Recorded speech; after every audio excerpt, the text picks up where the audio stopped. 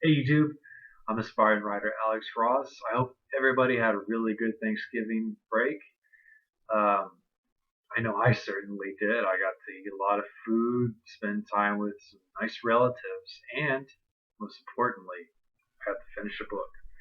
And that book was The Land Beyond the Portal by J.S. Bailey.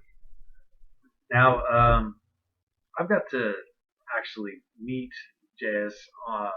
about a year ago, and we followed each other on Twitter back and forth. Sometimes we'll converse about writing and other things. And what she was one of the first people I started talking to once I first started becoming a writer, and I was lucky enough to pick up a copy of this book, and she was even nice enough to autograph it for me. And let's see what I have to say about this book. I really quite enjoyed it. The book is about this girl named Laura, who at the very beginning she falls down and hits her head and has amnesia throughout the entire story. And at the very beginning, she's alone in this house, and it's winter. She has no idea who she is. She's looking through purses, coats, all throughout, tearing up the house, trying to figure out who the hell she is, until she discovers this curious thing in the basement. She goes down to look at it, and she ends up tumbling into this portal, and this portal takes her to this other place.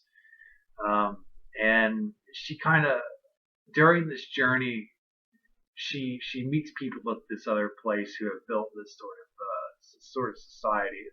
There's some hints of Alice in Wonderland, but it's not quite as fantastical as that. It's like, I mean, it's about as realistic as you can get with portals and stuff. But it definitely stands on its own. It's just a little bit of hint of Alice in Wonderland, and there's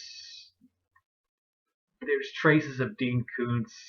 I mean, I myself in my writing, there's traces of Clive Barker and Stephen King, but JS has her own definite voice, and you're constantly drawn into to Laura's journey to figure out who she is. And there are even hints in this mysterious town that she's in as she tries to figure out who exactly she is, where she's from, who her parents are, if they're even alive. And there's once the character starts getting her memory back is when things really start getting interesting, because there's a good twist in this book that I didn't see coming.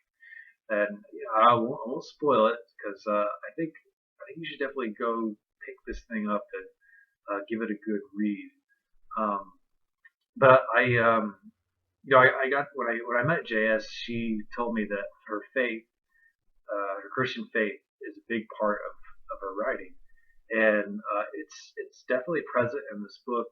But she doesn't like beat you over the head with it. Like, you can be from any background or whatever, and you can still enjoy this book. But there's a good clear message, and you don't have to be Christian to really enjoy it. But there's hints of her faith in there, and I really admire that, because I think some authors can get carried away. Like, a good example is Left Behind. Like, when I read the first Left Behind book, I felt like I was beat over the head with religion, and it was just exhausting. I didn't even finish the book. I know a lot of people really like that series, but I like things to be a little bit more subtle. I don't enjoy being beat over the head by the author. But yeah, I mean, she's kind of just starting out, but she's written a couple books.